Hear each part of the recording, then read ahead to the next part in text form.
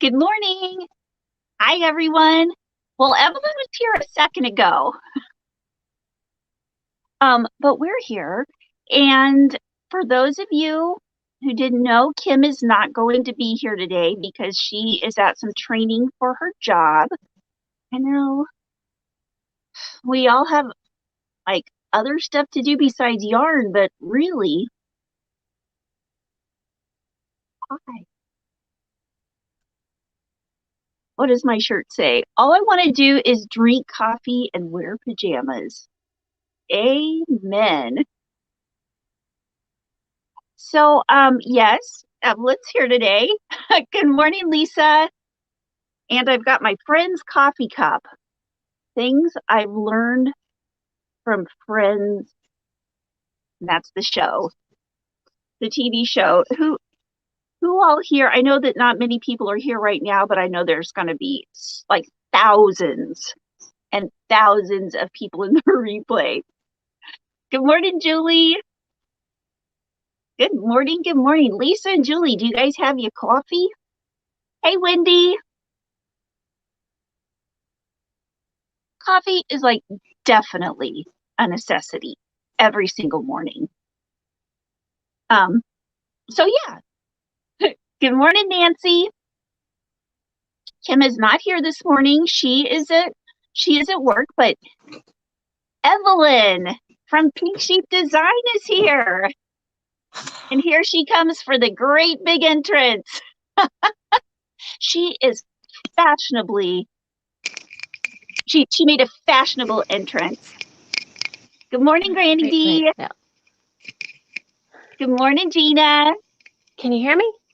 I can hear you. Can you hear me? Okay. Can you hear me on here? I can hear you.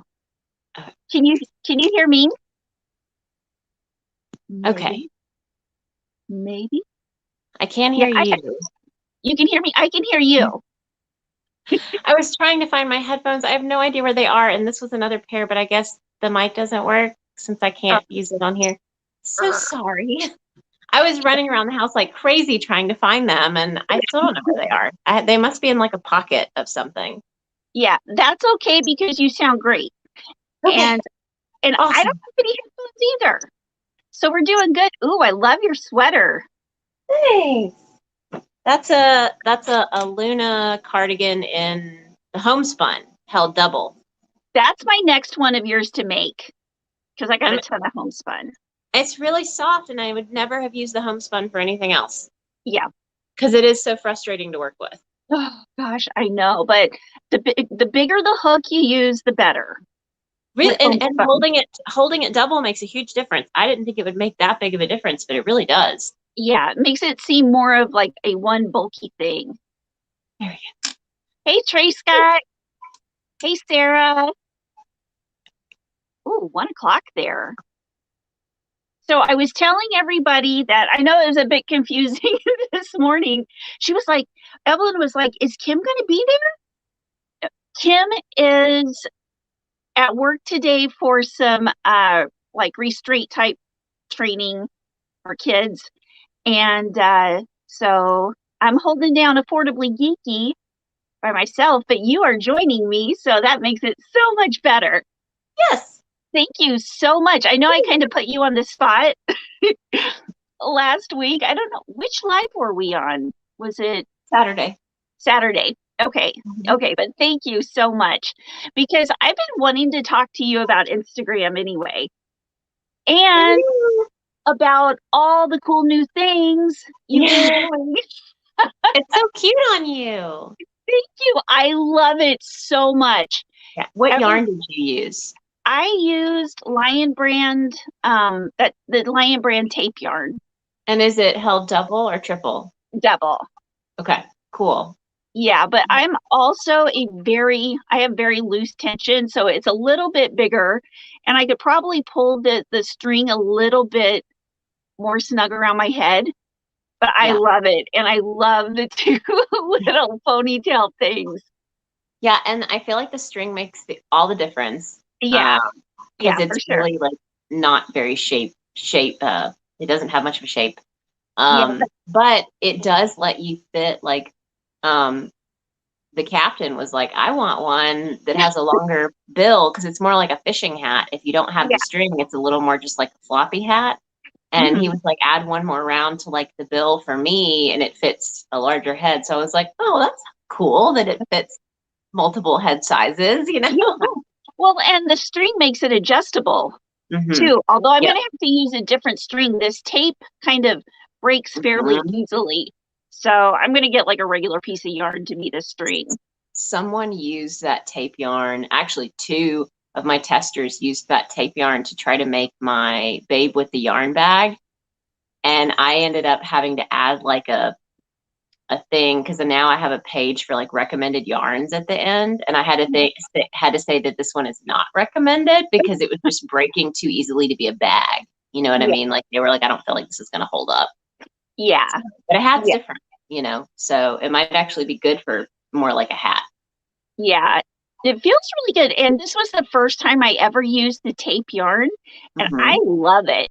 I absolutely love it. I didn't think I would like it at all, but I thought if Evelyn can use it on her hat, I can use it on mine.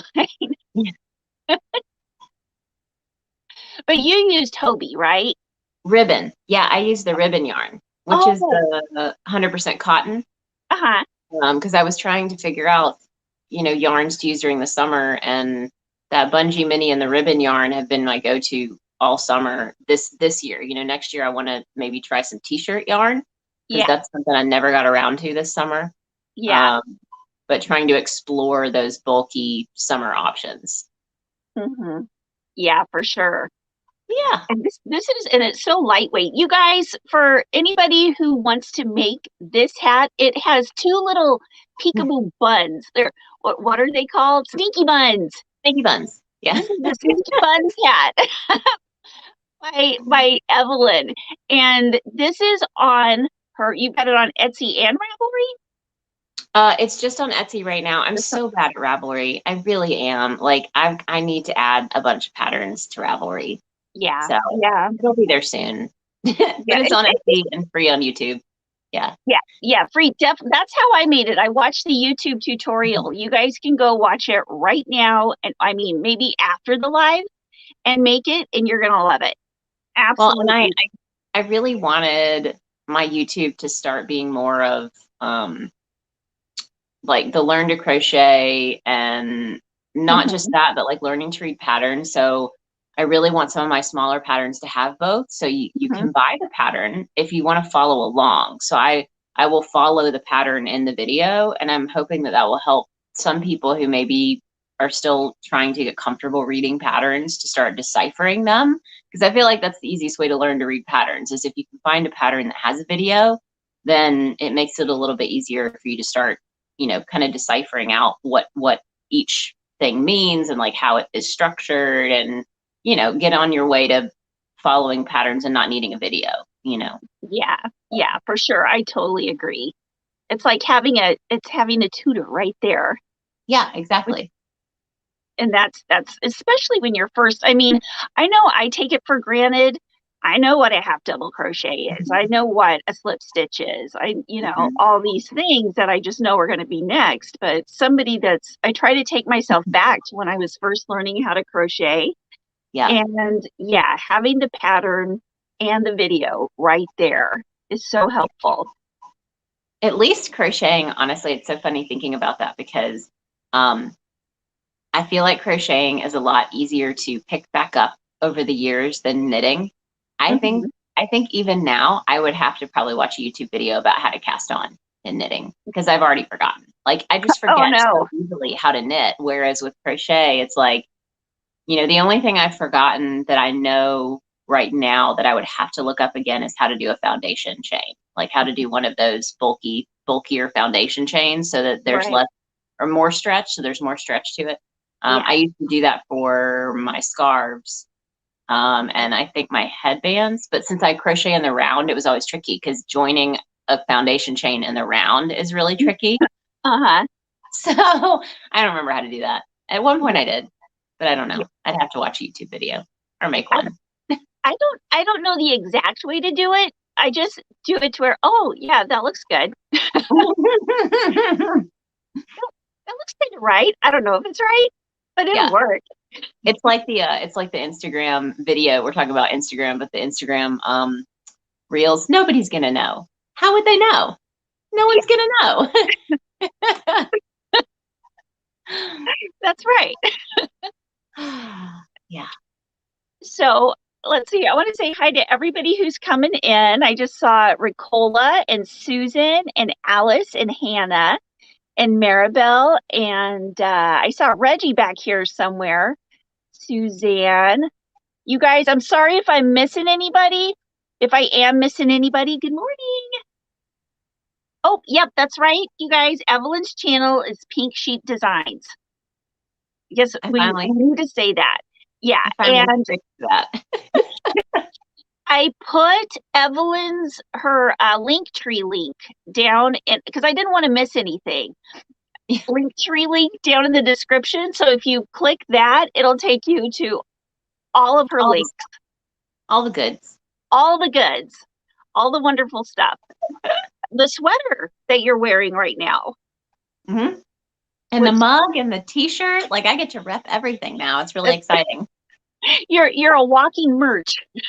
Oh my gosh, Ginger. So I did finish a crop top and I'm so sad because I have to put it off. It's been killing me trying to get this pattern done because I've been wanting to write another crop top and this one just kicked my butt, but I finished it for myself and I'm wearing it now. So it's going to show you, but I think next year I can write this pattern up because I'm really excited about it and I've been wanting to write it up because I wear my crocheted crop tops as like bra substitutes all summer because I don't want my bras to get sweaty, you know, because it just gets gross and I try to buy nice bras and then they get gross and you have to wash them a bunch of times.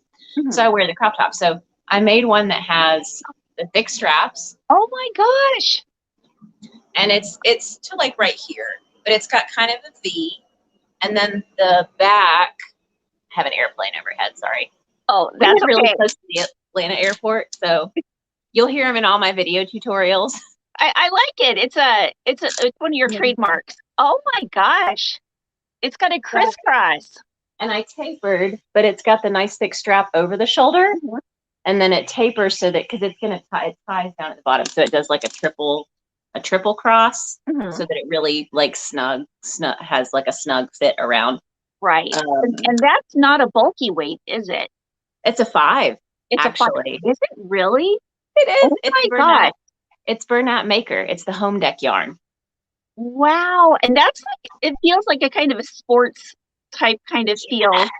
Anyway, and that's why I like it so much. And there's more structure to it. So it does feel more like a bra, like it's going to hold up. I used to make the other crop top that I've made using this yarn was my everyday crop top. That one I have a pattern, but it only goes up to like an XL because at that time I didn't know, I didn't really know how to do sizing.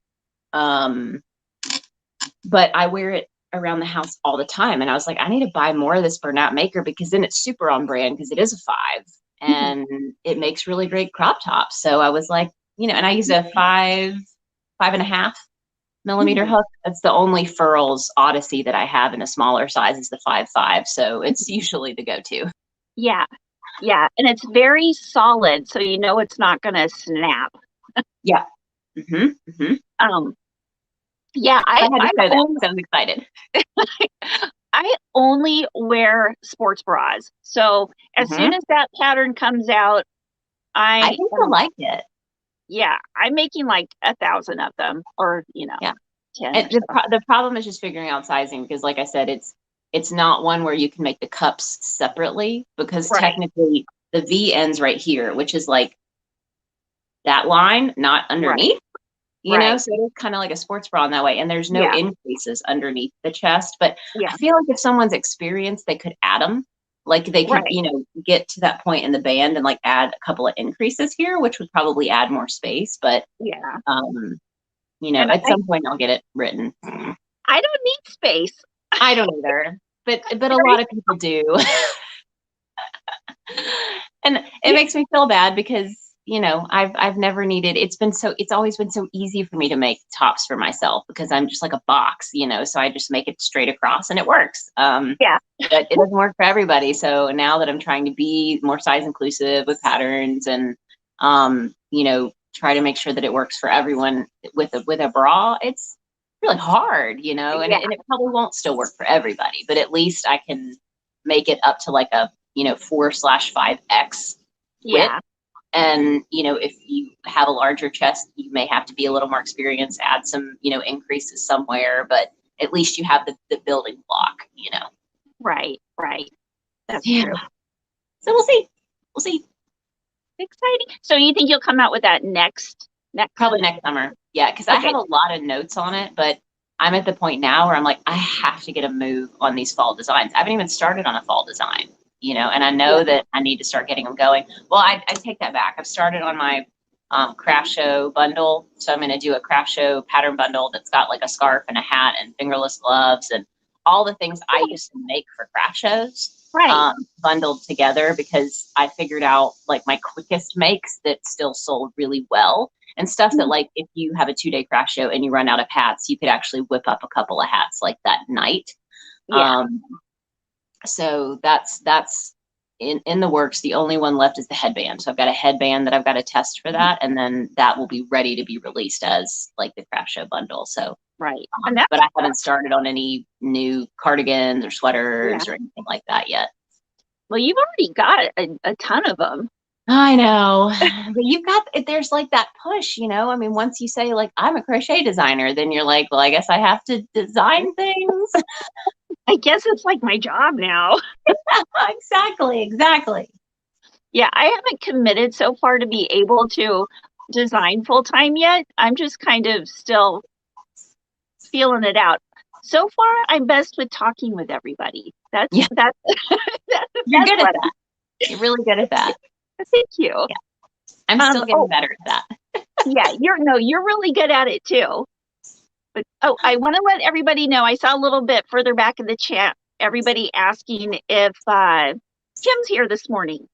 And no, Kim is not here this morning. She is at she's doing some training for work. So she's not here this morning, but she's here in spirit. It is still affordably geeky. You need one of those pictures of Kim on a stick. I do. That would be. Oh, I wish Kim. so. They call him a flat person. Yeah, flat Kim here. Yeah, I have here. I can pull this up and have a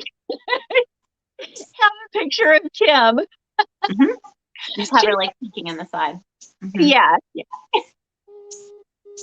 Yes, exactly. That would be perfect. So let's see. Oh, hey, Reggie. I got distracted by the chat. Yes. So I don't know how long is this one too? I don't remember. I don't think I ever asked. Only 2 hours. Cool. But if you need to go earlier, no, just wondering. If you want to stay later, that's fine. I feel like that would be an issue for us. Yeah. It's a regular thing. It'd be like, oh, is it lunchtime? What time is it? 3 o'clock? Yeah. Yeah, I don't know if you've seen anything recently that I've put up, but I am in my new yarn room. Yes. And it is crazy town. It is now finally all straightened up and put away. I did have a 5 to 6 foot pile of yarn in my room. And I'm not talking just in the middle of the room. I'm talking about spread over the whole room.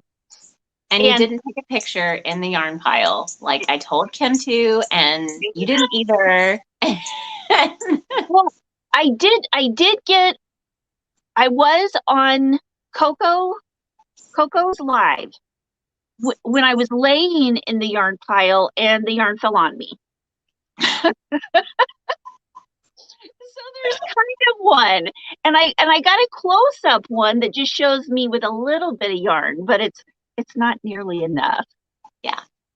But Yeah, I'm gonna kind of do that again sometime.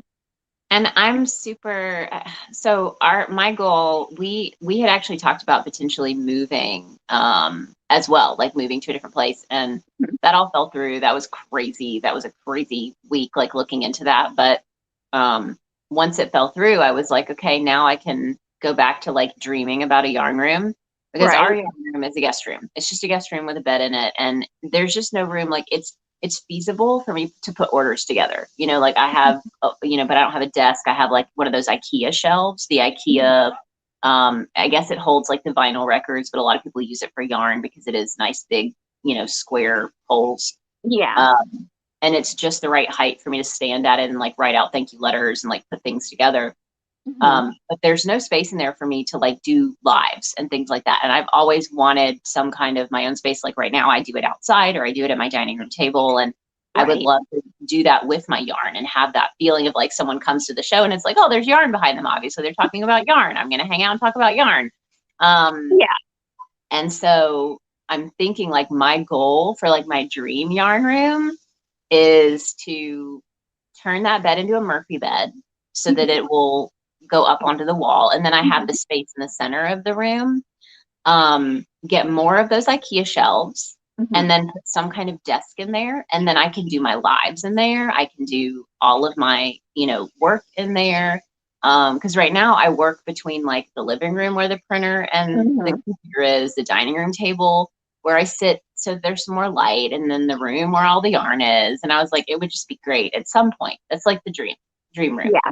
Yeah. You need your own yarn studio. Yeah, at some point. For, That's the for goal. sure. For I've got sure. like ticking off the boxes and figuring out when that'll happen. Yeah. Yeah. We were just lucky. We moved into a place with 4 bedrooms, and the boys are older, and Hunter goes to stay with his mom half the time, and Anthony Mhm. and Willie go stay with their dad half the time. So, and Hunter and Anthony are a little bit older, so they're really gone all the time. So they're sharing a bigger room. So I got No. to have one of the bedrooms to myself. And are you going to have a bed in there, or is it literally just going to be like a studio, like a yarn studio? Yeah, no bed. No. Well, I mean, Awesome. if I want to throw a bunch of yarn on the floor, I can use it for bed. And are you going to have like a desk where you're working at? Is that like your setup right now? Well, see, that's what I'm working on. My desk Mhm. is going to be up against my window, but I've got to work Mhm. through some yarn first. It's given me incentive to work through yarn because Yeah. right now along my walls in a lot of places I have double layers of Hmm. crates and shelves so that you know everything is clear up out of the way. I pretty much know where all of my yarn is. Yeah. Uh, but I may have to dig for it a while, or move a crate or move a shelf. But I've got some bins over against my wall. Let me see if I can show you without upsetting things too much. See, I've got those bins Ah, yes. That's a like great window though. yeah, and it's north facing, so it doesn't get like direct sunlight, which Mhm. is nice. And as soon as I can clear out some of the yarn along here, I can start moving some of that yarn into the empty spaces along here. I've got a whole strategy. Yeah, and it looks like you do have lighting. It looks like you do have some lighting for your lives. Is that Oh, yeah. something that you have to send me some links, because I'm gonna have to work on that if I get a good yarn studio, Oh, for because it doesn't sure. have good light. It does not have good, it has one window. I don't know which direction. It's like west or east or something weird, Yeah. and it's just not a good window. And so if I do use that room as a studio, I'll need Mhm.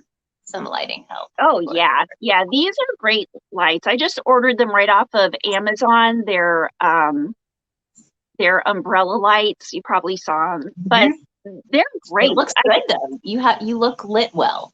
Yeah, thank you. It's Yeah. um it's kind of like natural lighting. Uh, Hmm. a little not as great as natural lighting, but it'll work. And This like is I can natural lighting. which is a good segue into Mhm. Instagram. Yes. I'm not like I'm not going to be able to keep you on task like Kim does. We're just going to end up going off the rails if you don't keep me on task either. Oh, that's okay because it's fun to get off task. We go where our brain takes us. Yeah, and yarn rooms that's Instagram worthy, you know. Totally, for sure. I mean, they're the reason. Well, no, I started on Instagram just to take pictures of my kids because I've also got another Instagram called Mom Geek because I take so many pictures of my kids. But they started saying, Mom, we really don't want you posting pictures of us all the time on Instagram because like Veronica was going into middle school. This was like 2012. And she was like, Mother, that is not how I want to be shown to people that I know. And I was like, but you're my cute little kid. Yeah. I am a young lady. Okay, so flash forward, then my boys didn't want pictures taken of them. And then my older girls were like, Mother, we need our privacy. And so you're like, what is that? Yeah. I'm like, oh yeah. Alice says I have 6 accounts. You're like, I let you close your door. What more privacy do you want? Yeah, I don't read your mind. Yeah, it's I have 6 accounts. Well, 2 of the accounts are the Yarn Hookers and Affordably Geeky. Yeah. And then I have my regular like GY Tasuda. That's the one I started in 2012. And then I have, of course, my Yarn Geek and my Mom Geek and my my Yarn Geek World, which I'm going to start putting stuff on pretty soon.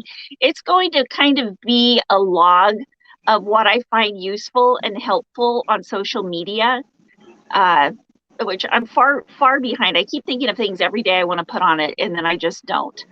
So I think this is going to get the ball rolling.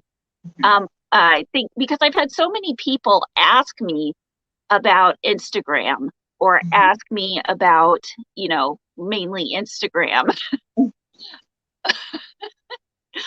And I thought that would be a helpful place to send, people like us who crochet and everything like that, who maybe just want to take some better pictures or maybe want to get some good apps or some good links or want to know the very basics of just starting out with the social media, especially people like my age and older who maybe a little just haven't done all of the tech stuff. Yeah. So yeah, it's a whole new world. It can be a lot. It is a lot. It is a lot. So what would you say are the basics? If somebody, it's kind of like crocheting. It's like, okay, what would somebody need to do to start out taking pictures for Instagram? Like, what would be the 3 things you would tell somebody? Taking pictures. Just specifically taking pictures. Just taking pictures. And I'll send you a link too. I do have a blog post that is specifically just about my photo tips that you can add to this if you want to. And the number 1 is always going to be natural light. That's always going to be my number 1. Backup lighting is good. It's cool to have, but you're always going to want to try to find a way to make natural lighting work for you. And what I mean by that is for most people, there is somewhere around their home, outside, on their patio, somewhere during the day that the natural lighting is best. And so what you would want to do is try to plan around that time and try to batch some of your photos. So, and what I mean by that is, let me take an example.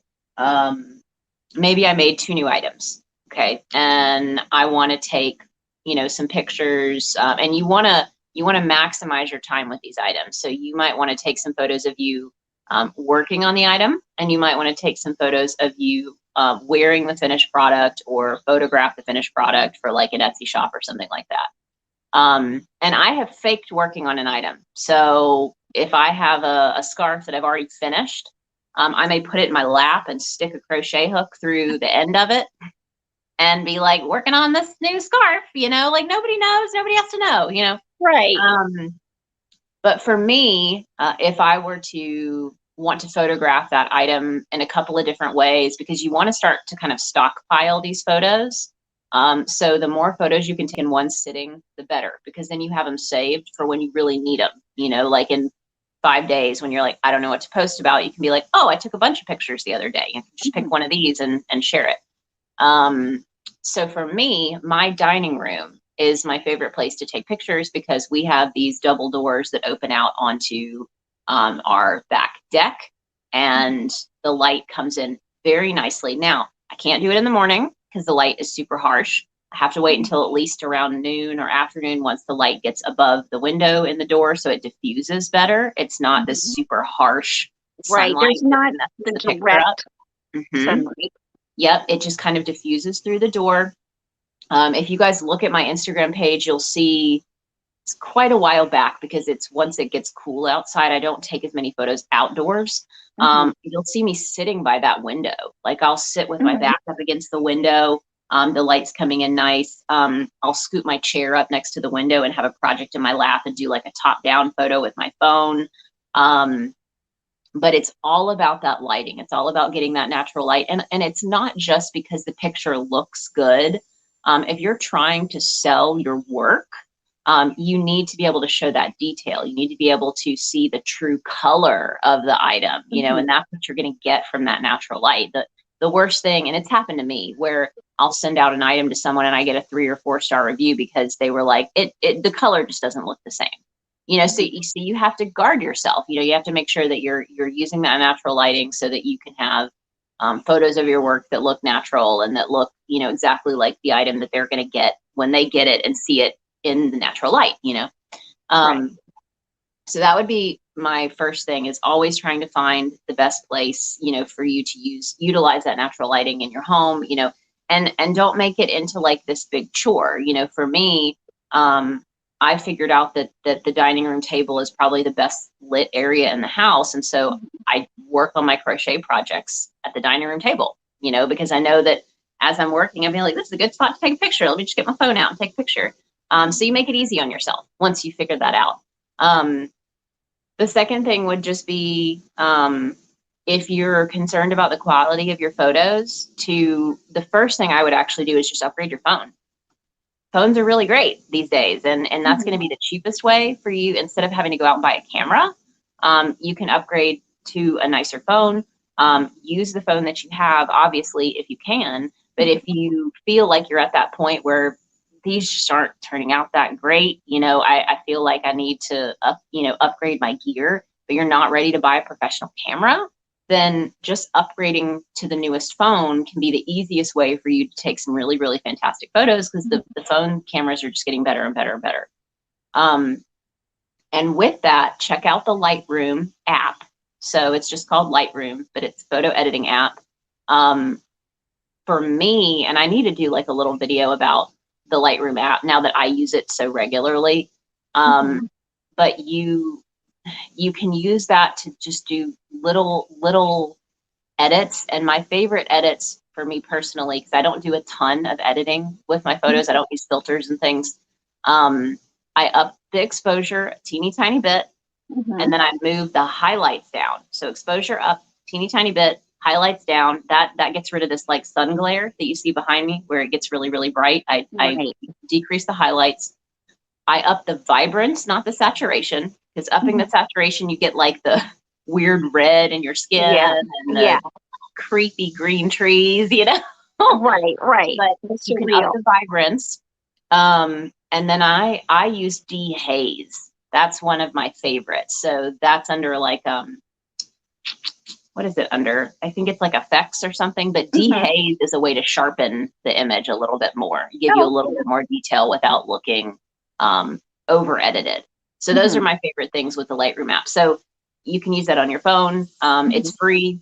You have nearly unlimited storage. I haven't run out of storage space on I haven't either. So try that out. You can use that to start getting a little more cohesive with your pictures and have them look similar. And I would think that my other thing would be I'm trying to think specifically, you know, practice the framing of your images and make sure they're framed in a way that if you're taking them for Instagram, you know, you have to understand that those photos are going to be shown as little squares, you know? So if you have any kind of background in photography, you know that there's like a rule of thirds with photos, where like a lot of times to be artistic with your photography, you may offset an image or a subject matter off to like the left or right. And I do this all the time because I do photography as well. And so when I'm taking a picture, I may put the subject off to the third, you know, side of the frame, and it makes it beautiful because it's like you're drawn to that side. It doesn't work for Instagram because it's going to crop your photo and it's going to show like their eye, you know? Right. So you have to start thinking about the platform that image is going to be on. And for Instagram, that is vertical, the portrait style images, and centered, your subject is centered. So those would be like the top things. And there's tons of other things that you can do, but that's kind of that main thing, is remembering where to put your subject, using the tools that you already have. But if you need to upgrading your phone first so that you don't have to go out and purchase, you know, all this camera gear and learn how to use it and all of that. And then using, trying out the Lightroom app so that you can start editing your photos, and then using natural light. Yeah, natural light. Yep. And the Lightroom app, yes, the Lightroom app is free. You can upgrade to the pro version, but Lightroom is totally free. One thing that I love about Lightroom, you know, speaking of, you know, it's going to be shown on a square on your Instagram grid, is that I will crop my picture down to the 4x5 that it will show on Instagram. And then I also double check it to make sure by going to the crop and putting on square, because you can undo it, because the square will pop up on it right where it's going to show on the grid. Yeah. So I check to make sure that everything I want to show is going to show, and then I go back to the 4.5. Yep. What is the? I think it's 4.3. I think it's 4.3. Is it 4.3? Okay, yeah, I always forget whether it's 4.3 or 4.5. And you can set your phone to take it 4.3 too. Oh, okay. Most phones have the setting, and that's helpful. I take the majority of my Instagram photos on my camera, so I have to do what you said. I have to go in and crop it to 4.3 to see how it's going to fit. Because I tend to get really close on my subject matter, even if it's me, and I'll crop myself to a point with my camera to where if it has to be cropped again on Instagram, it doesn't show everything that I thought it would, you know? Yeah. Yep. Yeah, totally. Yeah, I saw Granny D said something about a question, and wrong one. I'm not sure which one. It was great question. Hope she sees it, and I didn't see it. But yeah, if anybody has some questions about those first three things, or if there's something that you want to know, let us know, because we are here to answer. It was so funny because I think it was back in 2017, and from Naughty, from Jamie, she says, Ginger, was it a whole other experience unpacking your yarn this time around, knowing it's going to become your background to a yarny YouTube channel, opposed to unpacking just because? Well, yeah, kind of. Because I know that I'm going to have a yarn wall behind me. And I will say that not knowing exactly where my comfort lighting and positions were going to be, I made sure that every wall in my room has a yarn wall spot, so that I can switch over to that wall, over to that wall if I want to, over to that wall if I want to. If I have a great big mess in one area. So, yeah. Yeah, Jamie, I hope I got the right question. So whenever you build your yarn room, are you going to build a yarn wall, Evelyn? Like, I was going to say, you're asking me, right? Yes, yeah. So it's interesting because right now, the biggest problem is the fact that I have the walls, but I don't have the furniture. So the furniture that I have right now, which it's like family furniture. It's Matt's family's furniture. It's like a cousin's furniture from like their kid room, which is really weird why we have it. It was one of those situations where his aunt and uncle were moving out of their house and they were going to get rid of it. And there was that just like, well, we could take it, Right. Like, oh, it's my cousin's kids' room furniture. Why would we not, keep it in the family? And now that's what's in there. And it's this big honking, that big wood towers that go on either side of a bed, and then like either a desk or a bed in the center. And it's not a usable desk because it's like for a little kid, Right. And the towers do have like yarn in them, but it's not a good wall. You know what I mean? It's not a good like focus wall. So the goal, if we make a change in that room, is to move that furniture into a basement bedroom and replace it with like some of those IKEA cubbies. And that would be the goal of that. And I'm going to move because now the sun is, natural lighting can get a little harsh. Right. It can be very bright. Yes. I'm going to move my setup real quick. But my dream, honestly, is, I don't know if you guys have seen the Create Room setup. It's called Create Room, and it's one of those things that it opens up. So it's like the cabinets, and then they open and open and open, and then it has a desk that comes down. That would be perfect. And that's what I'm thinking, but they're expensive. And that's why I actually reached out to them to see if they were accepting like influencers. Right. Because I know they work with certain brands, and I was like, the yarn people would love this kind of thing. All the people who have yarn and other things they do, because the whole point is to be able to organize multiple crafts. So that would be like the dream. But like I said, that also includes like I'd have to turn that bed into like a Murphy bed to have the space for that, because we don't want to not have a second bedroom upstairs, because right now we only have 2 bedrooms on the upstairs level. And like if his parents come to visit, like we don't want his mom having to go up and down the stairs, so it's we would need a bed in that room. But if we can get his Murphy beds, I mean, the setups for them, you can get them for under $2,000. I mean, you can make them for less, but if you wanted to purchase, like pre-purchase, it's not too bad. I could budget for it and figure it out, and have a timeline. But that's the goal. I mean, I would love, like I said, I'd love to have something where I could set up and not have to be moving around outside every time. And like, oh, it's raining, I'm just gonna like cuddle under here, or try to find somewhere in the house where you can see me. Not having to pack up and move around every time. Yes, exactly.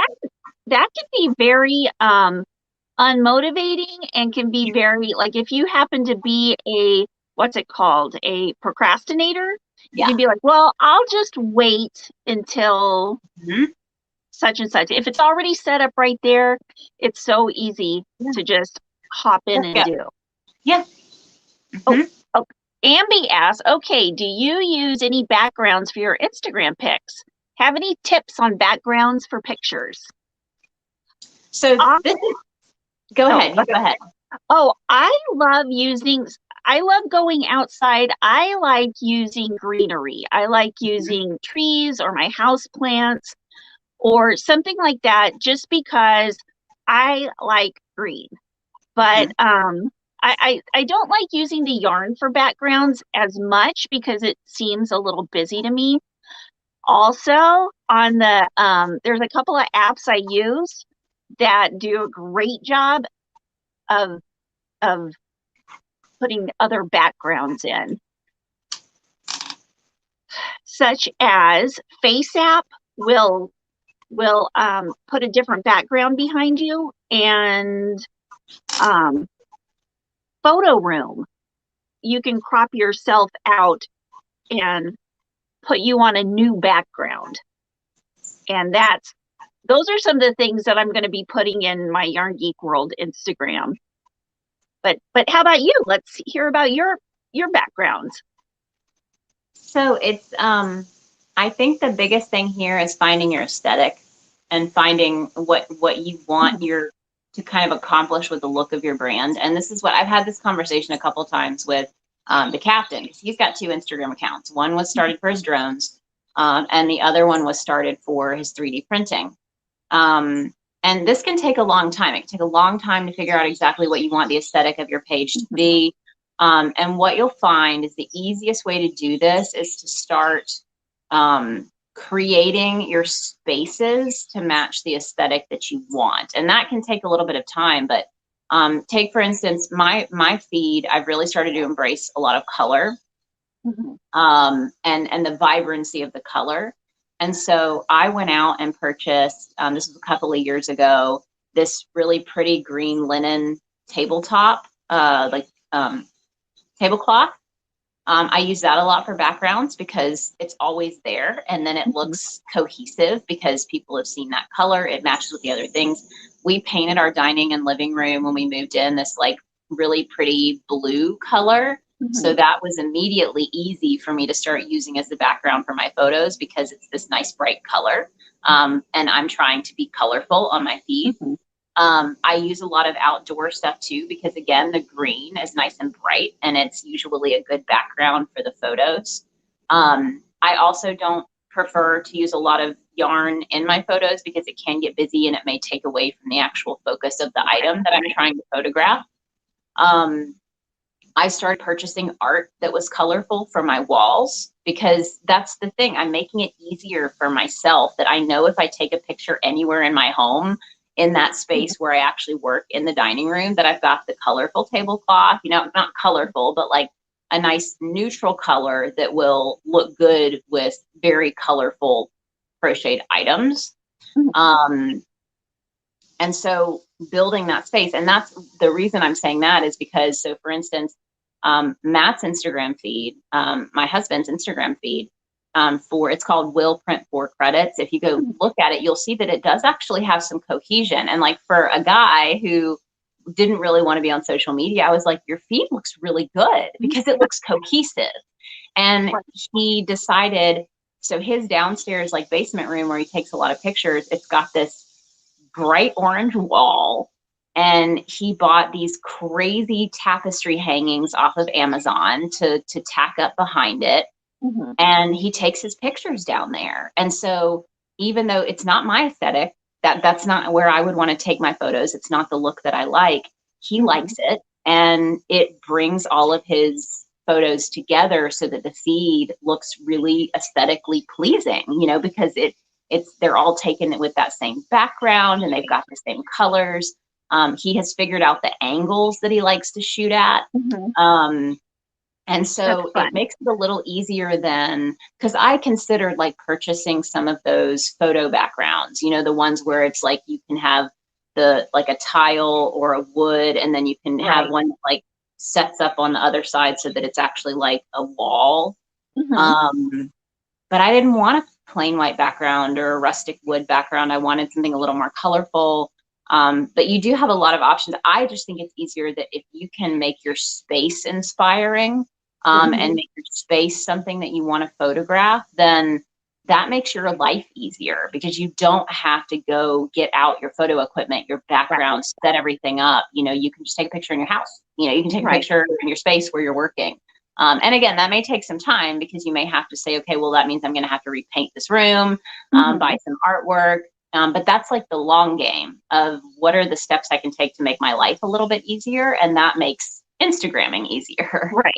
Right. Well, and the thing too about, you know, it's not all just vanity, getting the Instagram feed to look just right. Ultimately, what a lot of people want to do is sell their products or sell their patterns or selling, you know, something. Or, you know, or whatever you want to do with your Instagram, you want people to see you. And that's what getting these pictures, that's what getting the right aesthetic does. It shows part of your personality. It shows, I like to try to show me in my true form. And, you know, the better you can take your pictures, like with the lighting and all that kind of stuff, the truer it shows you and your products. Yeah, and it's also Instagram for me was my first portfolio. So I didn't have a website for a really long time. I had a free blog up until 2 years ago. Last year? No, a year ago is when I bought my actual website that I'm using now. So when I started wanting to go to craft shows, and they have to see good work, you know, if you live in a city that has a lot of craft shows, it can be tough. It can be tough to get into the shows if you don't have good photos of your work, solid photos of your work, you know, a good photo of yourself, you know, at least a headshot, you know, so they can really like get this idea of who you are and what you create and what you can bring to that show. And so Instagram for me that's where I sent people, you know, if I was applying for a craft show, that was my website. And so it is a viable option if you get it to a point where you feel like this is a strong portfolio of my work. You don't need a website immediately. You know, this is an opportunity for you to have a free website that you can really focus in on what you do, what you create, what your process is, and use that as marketing materials for shows, stores, you know, if you've ever wanted to get your stuff in a store, and then just custom orders and things like that. You can send people and say, like, you can check out all the different things that I make here. And then you're not having to worry about keeping custom listings up on Etsy for things. You can just send them to Instagram and say, this is some of the different things I make. If you like any of it, let's chat, you know, and then I can make you a custom listing. Yeah. Hey, honey. Sorry. Can you put the clothes in the dryer for me? Thank you. Sorry about that. My husband's work clothes are in the washing machine. Yeah, and what I was going to say with that, you know, making the Instagram kind of like your website, I think was very helpful, especially the last couple of years where people stay in more. And you know, also people seriously, people that crochet are usually, I don't know, 30 and older. You know, I don't like to go anywhere. This is me, you know, I don't go anywhere. I stay at home, I crochet because that's what I love to do. But it gives an opportunity for the world to see what you are without having to struggle to take things out. If that, you know, or say if there's another lockdown or something like that, you know, you've got your shop right there. Yep. Right there online. Oh, Bella says she uses stationery paper for small items and has a sheet for larger items for the backgrounds. Yeah. Oh, Nancy just followed somebody's Instagram. Probably yours. I know she is already following me. So yeah, Pinksheepdesign is an awesome Instagram. Well, and I think the biggest thing with backgrounds is it's like anything else. If you choose something that you like, go ahead and make it cohesive across everything. So be consistent. So if you've decided, and if you go really far back in my Instagram feed, you'll notice that I went through a phase where I was fading all of my images. So all my images are not vibrant and bright. It's like I put this Instagram filter where it faded the images, but it was consistent for a long time. So I stuck with it, you know, and I was like, I'm going to try this. I'm going to see if I like it. But stick with it for a little while and see what it looks like once you've got quite a few of those grid images, and then make that decision of like, I need to try something else, or, you know, at least get like 9 to 12 of your posts consistent with that same background or that same idea that you have for your images. And then go back and look and decide if you want to make a change. And the same with your Etsy shop. You know, that's across social media is if you try something new, stick with it for a little while and try to make everything look nice and cohesive and consistent. And then if you make a change, you should do the same thing and make that change for everything. Yeah. And I find that all the things that I use, you know, those basic things that I use for Instagram go across to YouTube, you know, as far as the lighting and things like that. keeping things consistent, go across to TikTok, go across to all the social medias, because the thing is, you want to have your brand consistent across all of your medias. Thank you, Veronica. Thank you so much. Veronica says, did you see my finished crochet hooks? I posted them on Instagram. Yes, I did. They are so pretty. Yes, and I haven't, I don't, did I comment? I'm not sure if I did or not. But yeah, I did see them and they're beautiful. Let's see, I saw this one from Emma. Being retired, I do not go out either. I'm always looking for ideas from YouTube and Instagram or Facebook. Well, this is, you know, the very first time I even had an idea of doing anything on Instagram for my crochet, I started putting just pictures of my crochet. It would be late at night. I just had my lamp. I would take a picture. And, you know, I got maybe 250, almost 300 followers. And I was like, oh, you know, I wasn't really thinking about it. I was just putting pictures on because I had to have an outlet for my crochetiness. And my daughter came home for Christmas from college, Veronica, and she said, Mother, you have 250 followers on Instagram. You're doing a very good job, but you need help with your pictures. Yeah. I was like, what? What does that even mean? And she was like, let me help you with some stuff. And she told me about the lighting and the placement within the picture. Those two things really, really helped. Really helped. But yeah, that made me think of that. So I threw that in there. Oh, Ambi has a few other questions. Well, Ambi, ask away. Yeah, everybody go check out Veronica's books on Instagram.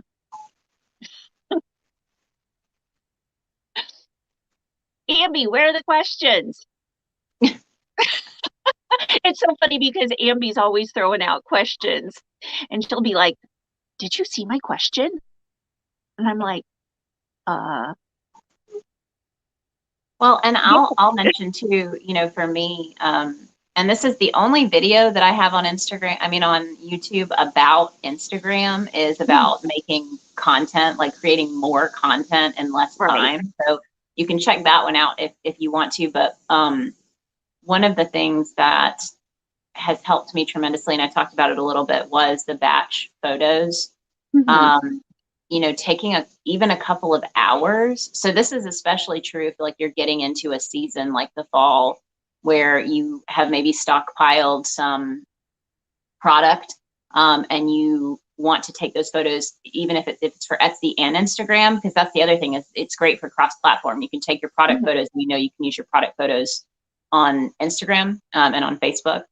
And so I'll usually set aside like 2 to 3 hours. You know, if I'm taking photographs of a lot of different things and just set aside that time and take those photos in batches. And then, you know, the best thing too is figuring out the best way to organize those photos so that you have them when you need them. And there's a couple of cool ways you can do that. So if you pay for Lightroom, you pay for the Lightroom app, you can easily access the photos from your app on your computer. So you can go onto the computer, you can take them, download all of them, put them on the computer, you know, do edits or put them in your Etsy shop or whatever if you don't want to have to work on your phone. Another way you can do that is through Google Drive, which is free. So you can actually upload to Google Drive directly from the Lightroom app with the free app. So you can select the photos, share them to your Drive folder, and then access them on your computer, you know, or store them however you want to. And Lightroom, you can share it on Lightroom and you can pick it up on your computer too. And that's what I love technology. Yep. And another app that you can use, now this is one, if you're using Lightroom, I don't think you'll need this, but I like using, it's called Pass Gallery. It's meant for photographers, but it's another way that you can, it's supposed to be a way you can present your photos to your clients if you're a photographer. But Mhm. what's cool about it is that you can download the photos from anywhere because they're in this gallery, and you can access them just in your browser on your phone. And then you can download either like the web size version, which is a smaller file format. So you're not downloading these huge files onto your phone. Mhm. And then you can upload that to Instagram. So that's another way that you can have the photos there and ready. If you're, if you don't want to use the Lightroom app, you can take photos you've taken and put them into Past Gallery, and you can access them anytime on your phone to download. So there's a lot of ways, and it's Right. just finding the ways that make accessing your content easier. If you're going to batch create content, and if you can make it easier on yourself, then it's going to be easier for you to remember to post, to get that post out there. If you have that content just waiting for you, and ready to go. Yeah, for sure. That's what I found out is what you've got to find the app and the system that works for you. So it's as easy as possible. Yeah. And not every app works the same for everybody. Mm-hmm. I mean, it depends on how your brain works, how you're, a lot of it, what you like. And what's that? What did you say that app was, or that website? Pass? Is it Pass or Pass? Pass Gallery, PASS, and then Gallery. Okay, Pass and it's Gallery. Free.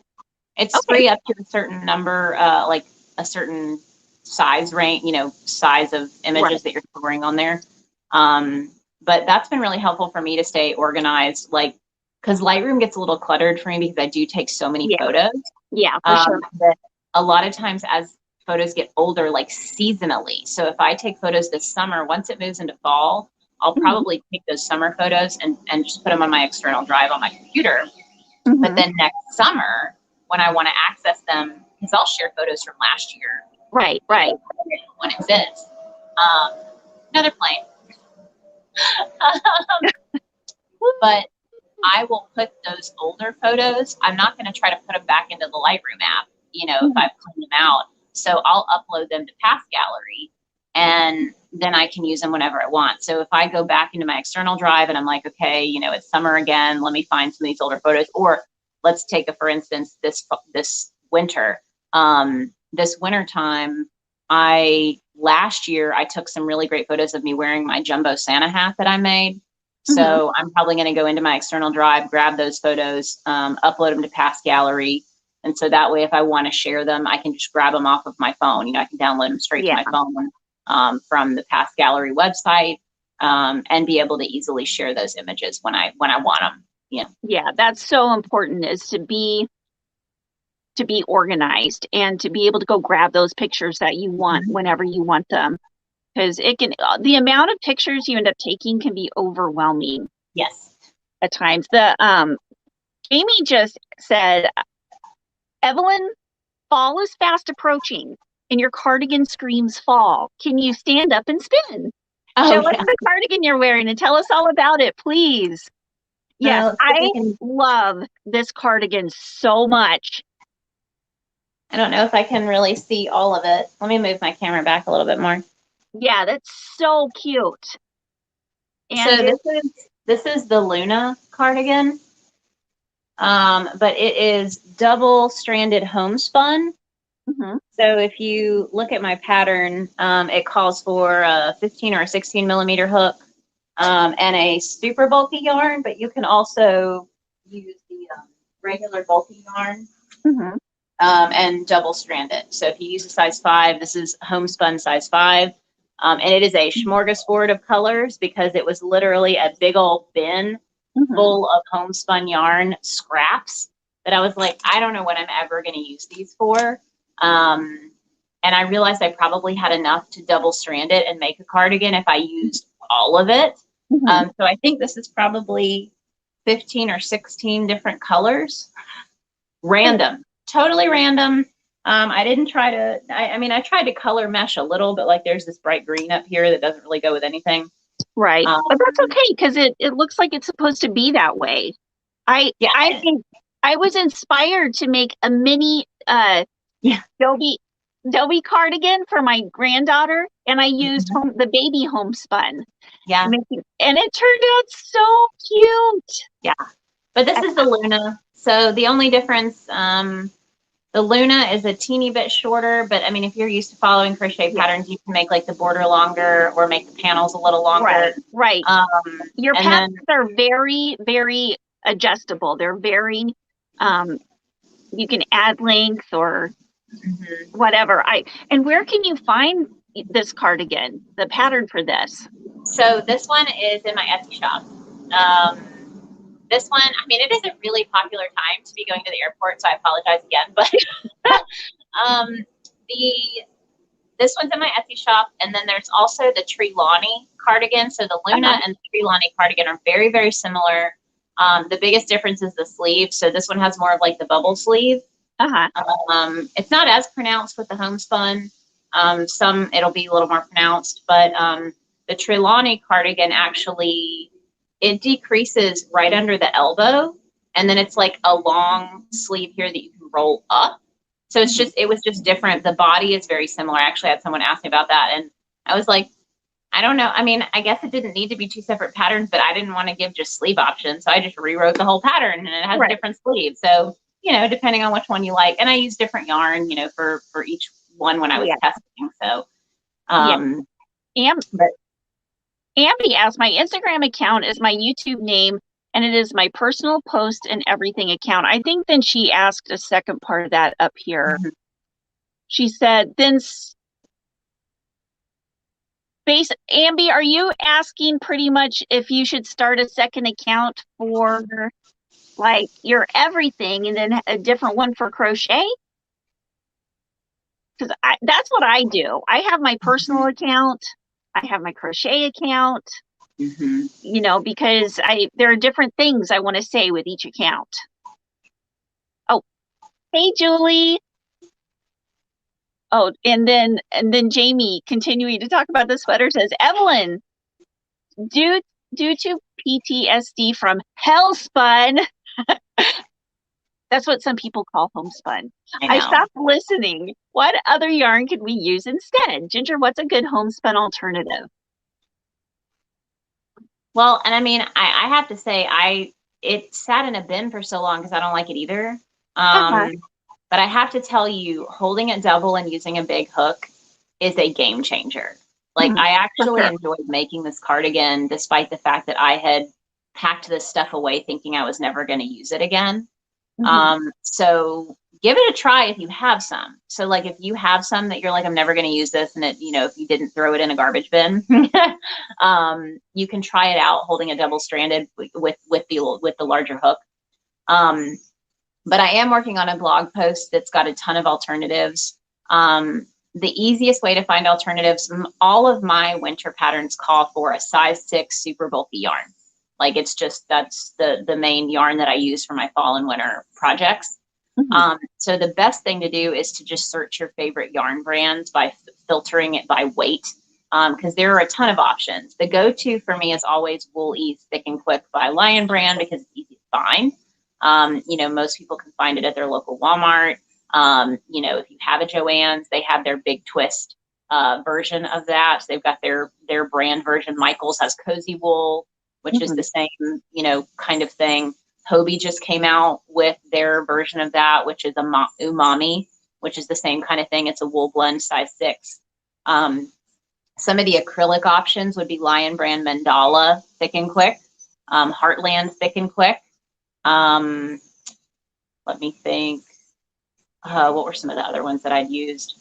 Lion Brand, they quit making their roving yarn. They had made a really, really beautiful roving yarn last year that was a size 6, but I think they've discontinued it. They went back and forth a lot, so I don't know if they've fully discontinued it or not. The We Are Knitters and Wool in the Gang, their chunky wools are great. Their wool roving is great for the size 6. And then any size 5 bulky yarn combined. So if you have a favorite size 5 that's just a bulky, you can hold 2 strands together, and you could even hold like 3 or 4 strands of an even lighter weight yarn if you want to make like a crazy scrap sweater. You can always do that too. So it's just, looking at your gauge at that point and seeing if you can match gauge, but lots of ideas, lots of options. Yeah, for sure. That's what I like. Even if I'm using a 6 weight in one of my scrap things, like I will put, if I run out of that, I'll put 2 5 weights together and keep going on with the thing. Yep. Just, you gotta find the yarn you love to work with, because those are the things that you need to add into your projects, and not, just because a pattern says it's made with homespun doesn't mean you need to use it. And I think this pattern calls for thick and quick. I think that's what the photographs in the pattern of me using it were Lion Brand thick and quick. Let's see. Ambi says, my question is, should I change the name of my personal account? Now, I have some advice there if you want. So there really are 2 options. You can do what Ginger did, and you can have multiple accounts.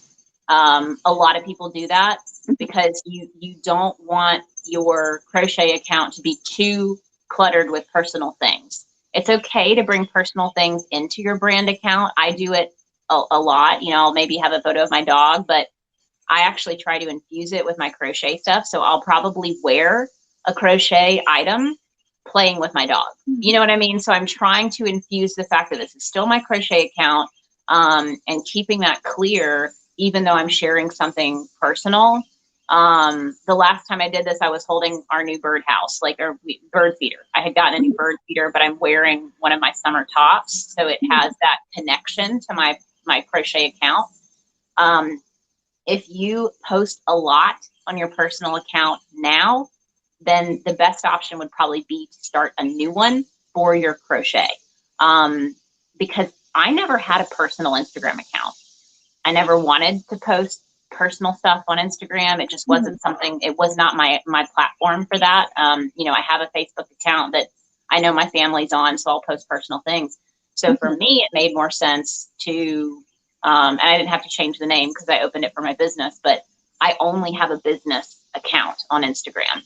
So those are really the 2 options. If you don't post a lot on your Instagram account now as a personal account, then it might be easier for you to just have one account. That's what I tell a lot of people is, if you're a little overwhelmed by Instagram, then try changing your personal account to a business account, change the name, focus on your crochet. And then if you miss having a personal account, you can open up another account, if you want to post about other things.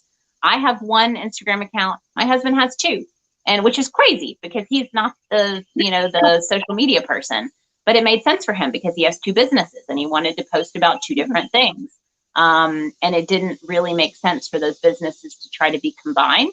Right. So I feel like those are the biggest things, but you need to make sure that whatever you're doing, again, is consistent.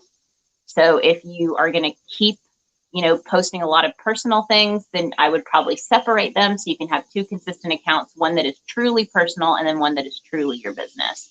Or change it over completely. For sure. And another thing too, going into the Instagram algorithm and stuff like that, if you are truly trying to work on your business and you're putting the hashtags in your comments or at the bottom of your captions, you want the Instagram algorithm to be able to pick up what your Instagram feed is about, and not just being random all over the place.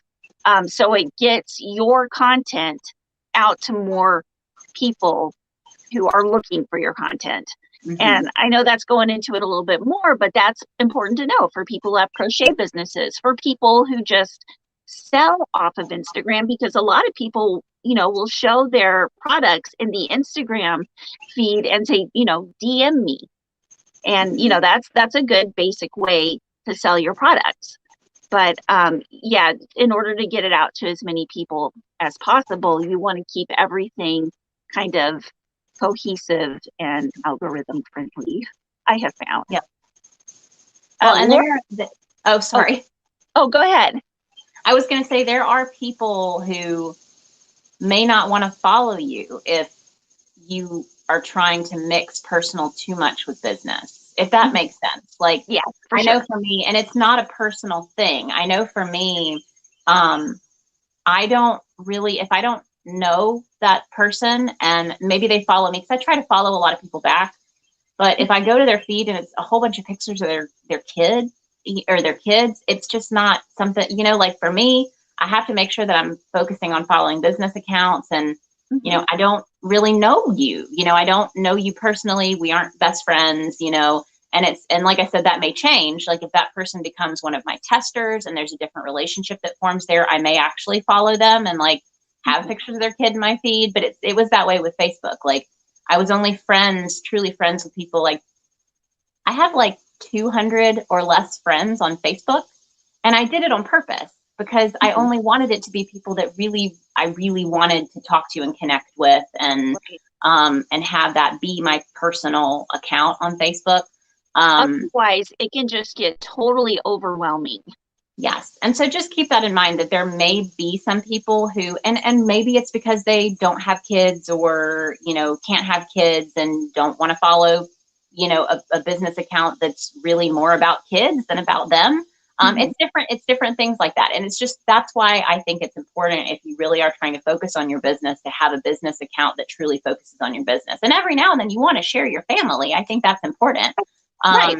Like I show pictures of my granddaughters with, and even Abby comes on some wearing of my crochet things. Wearing crochet things. It's like, it's your little prop. Which is adorable. Yeah. Babies are wonderful. Yeah. Oh, Lori asked, what would you pair with latte cakes for Luna sweater? So it depends on what size it is. So I don't know what size latte cakes is. If it's a 5, you can pair it with itself. You know, you can just hold 2 strands of it together. That's usually what I do. I just pair the same yarn together, which is, like I said, what I did with the homespun. And some of these are actually homespun knockoffs. It's like the Michaels version and the Joanne version and whatever. Does it say? Oops, I accidentally started hitting stuff. Here, I'll hit a, MZ says, I find it challenging to find a use for yarn like latte cakes, as its classification is debatable due to the fuzziness. So I would just check out, like, try a couple of gauge swatches, you know, hold it double, see what you get, you know, try pairing it with something else that you like. You know, it's really just up to your aesthetic. It's what you like, you know, it's the colors that you like and the feel that you like. You know, there may be, you know, maybe you can hold 3 strands of it together, you know, like, I don't know. Like I said, I haven't used it. I need to look that yarn up. Yeah, I would say, I mean, I don't know, just anything that you really like, anything that you love, anything that you would wear a lot. I would just, you know, sometimes I try to put things that I would never have thought of together. You know, like maybe latte cakes with a sparkly yarn. Yeah. Who would have thought? But, you know, just find some stuff that you like. And like you said, Evelyn, try swatches and see what works for you. Because as much as I hate homespun, this is the softest sweater I own. Oh, so yeah. It's totally worth it. I made an Evelyn and Peter sweater last year using homespun. It was my favorite sweater of all time that I've ever made, and I gave it to my daughter for Hanukkah. And she loves it. Oh, no. But I need to make another one. Yeah. Oh, Amby says, another question is, should my YouTube Crafty Instagram be open? My YouTube Crafty Instagram be open, not private? Public. It should be public. Yeah, for sure. It should be public. Yep. And that's another reason to have 2 separate accounts. If you have a private Instagram account that is your personal Instagram account, I would open a public one and only post things that you are comfortable with them being public.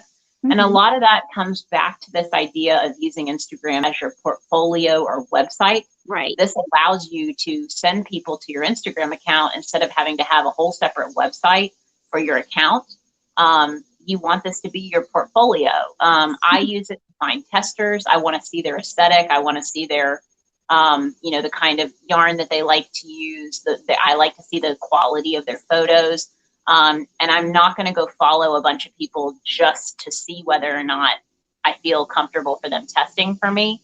Because I am at a point now where I try to follow a lot of people, but I can't follow everyone. Right. And if an account is private, I'm probably going to pass it up unless I have a personal relationship with them.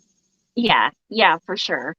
And you just want, if you're crocheting something, you want to put it out there for people to see. I mean, that's the way I feel about it, especially if you get to the point where you want to sell something or, sell your products. Like you were saying, you use it for your portfolio. This is kind of a good segue into hashtags. For sure. Because if your account is private, then there's no reason for you to use hashtags, because hashtags are what make you searchable on Instagram. Right. And hashtags are really how you decide what kind of content you're putting out there and how you want to be found. And it makes it a little tricky until you really get the hang of it and figure out which hashtags you should be using. And the best way for me to describe that is I used very, very different hashtags back when I was selling finished products versus what I'm doing now, which is selling products to other crocheters, to other makers. And the easiest way to do the research for your hashtags is to find other accounts that are doing what you are doing and look at what hashtags they're using.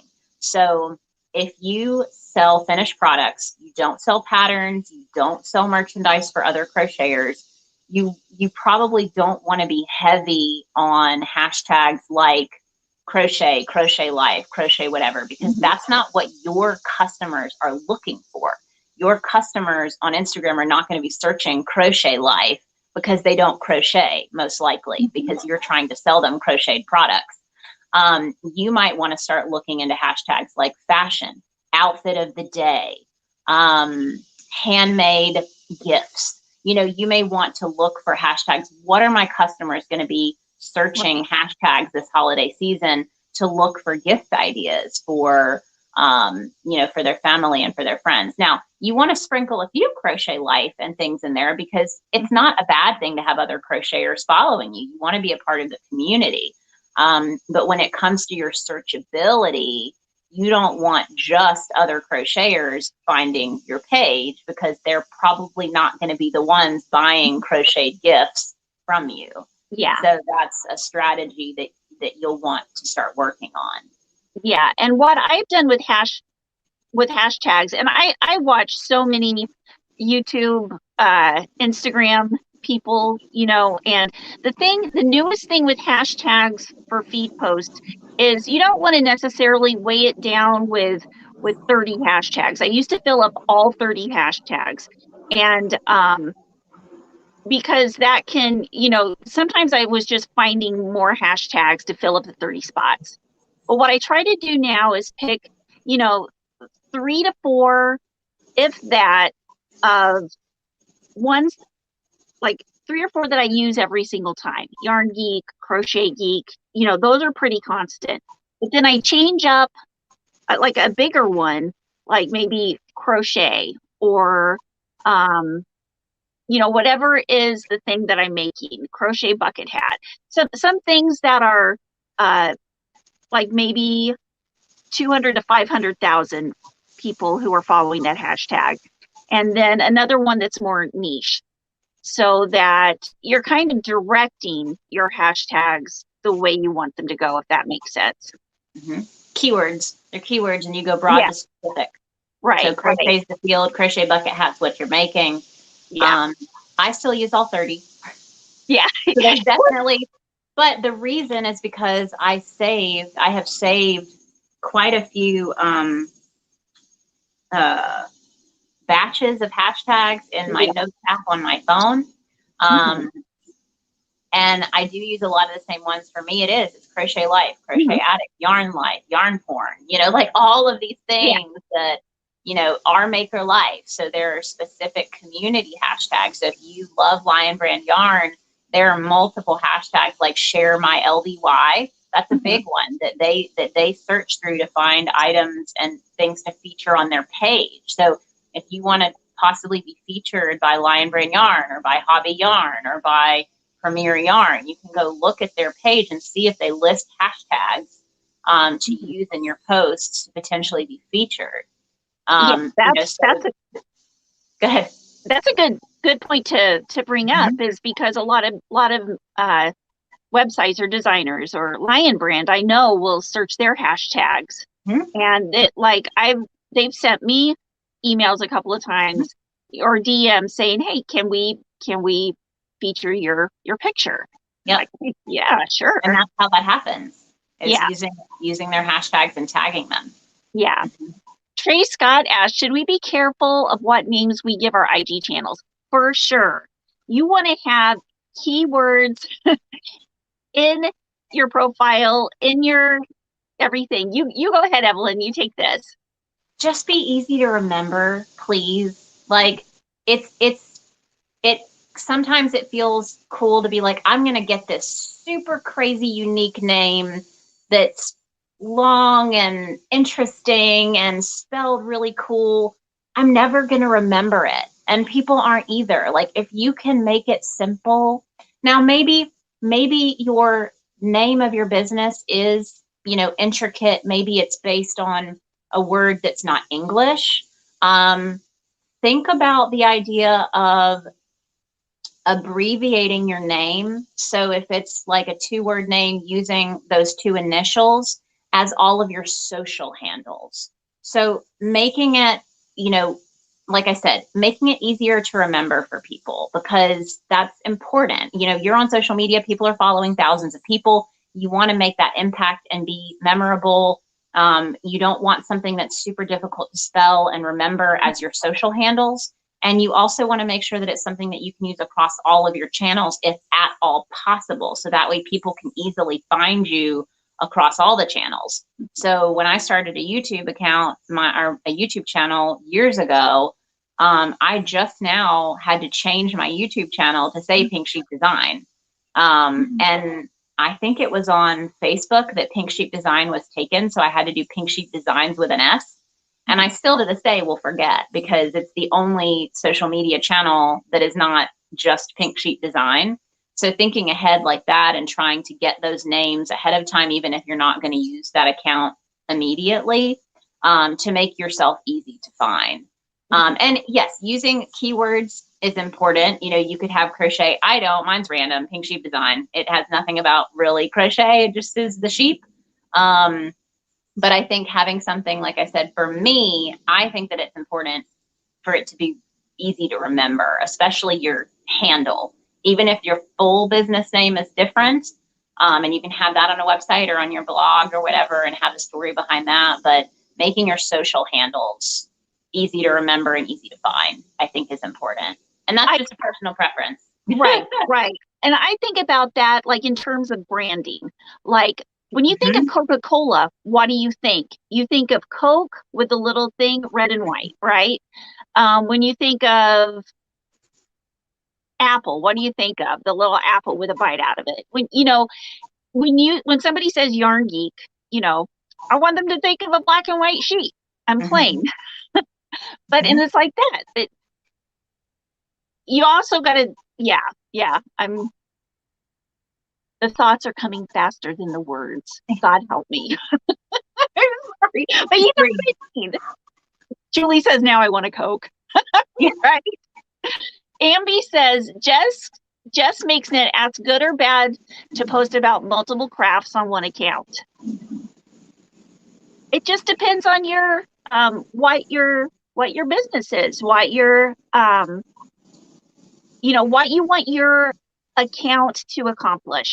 If you're a craftsy person and you're just posting for people to look at, definitely post a lot of crafty things. I know Affordably Crafty, Kim, who's usually here with us, she posts about other crafts other than yarn. It's okay. You just want to stay consistent with what your account is going to be, if that makes sense. And I think having a feel for, this is where the branding comes into play. For me, my branding, I finally sat down this year and I decided that my main colors are pink and orange, and then the colors that follow that are like a teal and a yellow. But when it comes to my Instagram account, it is just about having a pop of color in there. And then obviously it combines, you know, the colors in my home because that's where I take all my photos. But if you can find that consistency in your photography so that when people come to your page, they can see this look and this feel to your photos, even if it's a whole bunch of different stuff, that, you know, I don't think that that's an issue at all. If that's what they're coming to you for. And it does also depend on if you're trying to sell, if that's the only thing, if your only goal is to sell a whole bunch of different crafty stuff, that may be a little more difficult on Instagram because, you know, figuring out who's going to follow you to look at all, you know, try to purchase all these different things. But I'm sitting here thinking like, well, if this is like, if you have a blog that goes along with it and you're talking about all of these cool crafty things you're making, and then you can speak to two different audiences. You're speaking to the people who might want to buy the things you're selling, and you're speaking to the people who might want to try and make the things that you're creating. And I think for me, that's the biggest win-win you can have, is when you have two different audiences following your account and loving what you're making. One who's not interested in making the same thing you're making. They want to buy what you're selling and they think all your stuff is cool. And the other person, the other group of people who see you as an educator, who see you as someone who is teaching them how to create these things. You're sharing your process. You know, maybe you do have a blog or a YouTube channel that goes along with it where you're sharing videos of your process and, you know, giving them tips on how to do all of these different crafts. I think that for me, because I know a lot of people who are trying to craft full time or make it more of an income maker, is being able to speak to multiple audiences. Yeah. And I think you do that really, really, really well. Because, and a lot of that, I mean, all of it has to do with your branding and your aesthetic and your feel. Because when I go to your page, I feel like you're a very friendly, approachable person. And I love your bright colors and you're happy. And you show these cool t-shirts that are like, yeah, this is super cool. And it makes people want to get them because it's happy and it's fun.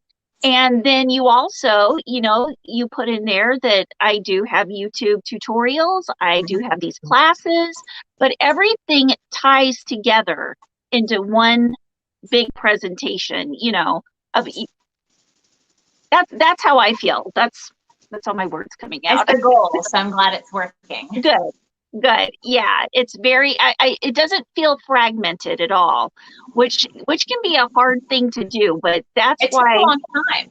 You know, yeah. I mean, I've had my account since 2015. I didn't start showing. I didn't start showing my face until a year or two ago. Like I didn't really start showing up in my feed, my actual face. And that changed the game.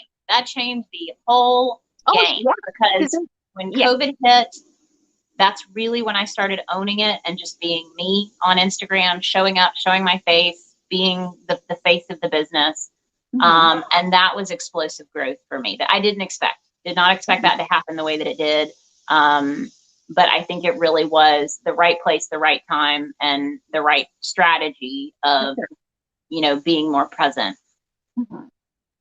Yeah, for sure. People love to see other people smiles. Oh, Divergent Crafter says, Pink Sheep, looks like you could start offering consulting for crafting businesses. I do. I do. It's not something that I talk about a lot because, you know, it's not my main thing, but like I have a meeting this weekend with someone. I do 1 hour consultation calls. So if you have specific things that you want to focus on, questions about your business, I do offer that. It's just you pay for a 1 hour call and then you can send me questions ahead of time so that I have time to research and look over your accounts. But I also offer regular social media consulting that I don't do a lot. I have 1 or 2 regular clients that I meet with monthly and we plan out their social media calendar together. And, you know, I'll give them advice on different photos to take and how to take the photos. And I don't manage people's accounts anymore because that was really stressful for me. But I do all of the other things on the back end of that. So helping you plan out a calendar, helping you come up with copy for your text. What do I say? Giving feedback on Etsy websites and, Instagram accounts. But it's just on a contact basis. So if someone contacts me, same thing with pattern. I had someone pay for a 1-hour consultation for me to talk about pattern writing, because she had a pattern coming out and she just wanted some direction, wanted someone to look over it, wanted some advice on how to make it prettier, the actual presentation of the pattern. So we had a call and just chatted about the pattern and, so I do that. I just don't talk about it a ton. It's just kind of a other thing. Well, and do you still do the monthly pattern writing workshops?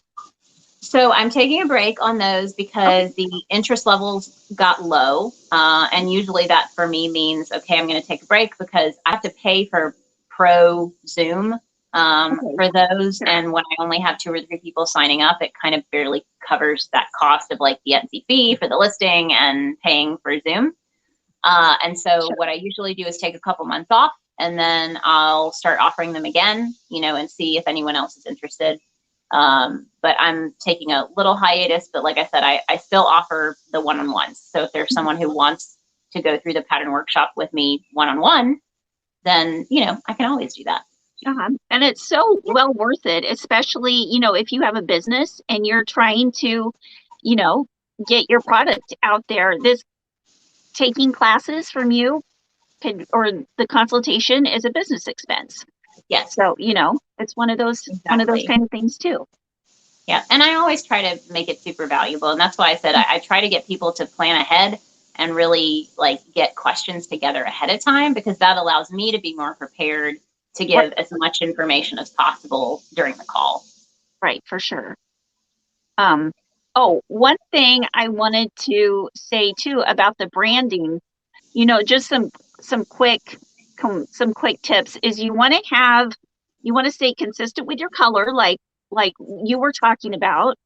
And even when it comes down to graphics, like font, the letters you use on your, say Instagram stories or if you put any kind of print on your post, you just want to stay consistent with the colors, the lighting. Doesn't mean you can't veer off every once in a while, but when people see those, they thank you.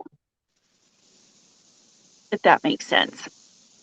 Yeah, and that took me a while too. It wasn't until again this year was when I dove into branding and I chose my top 2 favorite fonts that I use on my website, that I use on my graphics now. Like I said, the colors and all of that. So let me see. Oh, you can just contact me. Yeah, just reach out to me on Instagram. That's the fastest way to get in touch with me. But I can walk you through just the basics of what I offer and just let me know. Yeah. Let's see. Oh, Trey Scott says, should we put in our description if we don't do custom orders or things like that? You just want to show your work. It's a hobby thing. Oh yeah. Just put in there. This is my hobby. Like that's how I started out. That's pretty much how I still am. I really don't sell anything except I'm crazy and stay in love with yarn. And I'm the same way. I don't sell finished products. I don't get a lot of inquiries for customs either. So that's kind of nice because I don't have to put that in my title. But I think that the great thing about that is you can really focus in on like the hashtags about crocheting and things like that to pull in people from that community without trying to focus on finding people who want to buy your finished products. Because I think that's harder than anything. I struggled I struggled a lot trying when my account was focused on selling finished products to grow the account the way that it has grown now that my focus has changed. So my audience has completely changed. And that's where my growth came from when I changed my audience focus from people buying finished products to people purchasing crochet patterns and things like that. Yeah. And if you're not on Instagram to sell anything, either, you're just going into it on the hobby type thing. It's good to know all these things and, still attract people, Mhm. followers, because to me, it's like the more the merrier. Yeah. It I I love getting to know, like mosaic, like mosaic crochet. I will get into a technique and fall in love with it. There's a whole community of mosaic crochet people. There's a whole community of Tunisian crochet people. There's a whole community of people who just like, I'm fun, agreeing. friendly people. Yeah, Yeah. amigurumi. It's you get to meet your kind of people, which Mhm.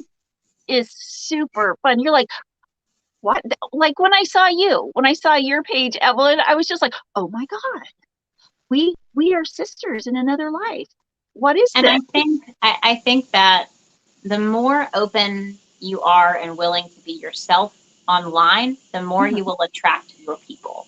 And I Right. have found that sometimes it feels too good to be true that the community that has formed around Pink Sheep, that I get along with everyone so well, Mhm. and the community of my tester, like my test group, they all get along so well. I don't have a lot of drama in my groups and Mhm. in the community that I surround myself with. And I think that's because that's not who I attract.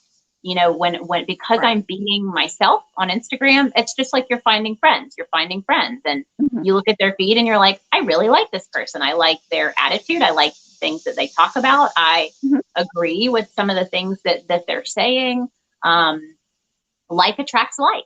And if you're yourself and you're putting yourself out there, not just your product, Mhm. yourself, you're going to be more likely to attract people you actually want to connect with, and to make friends and to make real friends. I've made some very real friends from Yeah. Instagram that I talk with regularly now. And for someone who doesn't have a ton of friends close by in this area, that's been a game changer to have. I have like a game night now that I do with friends that Mhm. I met on Instagram. So it can be a game changer, but you do kind of have to put yourself out there. You have to show your face, talk about yourself a little bit, let people know who you are, and whether or not they want to follow you and connect with you and be your friend. Right. Well, and that's been huge. That's been like a huge change in my life. I'm not a person. I'm an introvert, and Mhm. I I I like to stay home. I like to crochet. I don't get out and meet people. I, so I thought I was just doomed to a life of sitting here with my yarn and my cats and my crochet and my As your husband. kids all leave. Right, right. But oh my gosh, finding this whole community has been so wonderful. It has boosted, I mean, my life. It's made my quality of life better. So, it's a chance for us people who are a little more introverted to be able to communicate with people and meet in the places we want to meet, which a lot of times is our living room Mhm. with our yarn. Yep. And it's it's uh it's wonderful. Yeah. So Agreed. yeah, J Hook said, or Reggie says, sitting in with my yarn and my crochet doesn't sound that bad. I know, right? Because you can still, I never feel like I'm alone now. So I was thinking too, because I know we don't have a ton of time. Yeah. And I was trying to just go by questions, but I think something that you really want to figure out, what are the goals of your account, Sure. and what are the things that you are going to make a priority. And so for me, I have always wanted my priority to be communication and experience, as well as community. So like outside of, I'm Mhm. talking more about the things that I have to do on the back end as Pink Sheep to make my brand this whole big experience. I always, as much as humanly possible, I respond to comments. I try to create conversations in the comments. Mhm. So if if you ask people what they're doing, maybe you ask them what's on your hook this weekend, what project are you working on? Because if at all possible, you want your posts to include either a question or a call to action. Either question, so you directly ask them a question, and if it's possible, you want that to be the very first thing they see, because there are a lot of people who are not going to stop scrolling to see more. So open with a question, or open with something that's going to catch their eye, whether that's a new release of something, so maybe you have a new product, or you open with a question. Like I'll do silly questions like, do you feed the birds? That was my question when I was holding my little new bird feeder, you know. So opening with a question that stops people so that they decide to respond.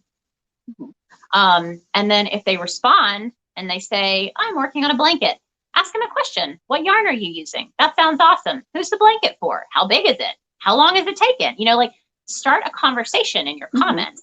And don't post more than you can take that time to answer those questions. So if you know that you're going to be really busy, then you might not want to post more than 2 to 3 times a week, because you want to have all the time in the world to be able to have these conversations in the comments, to talk to people, to spend some time not just posting, but scrolling through the people that you follow, commenting on their things, starting conversations in their feeds. It's all about, we have to remember that social media is social. It's not just a marketing platform. It's not just a place for us to have a portfolio, which is what a lot of people use it for.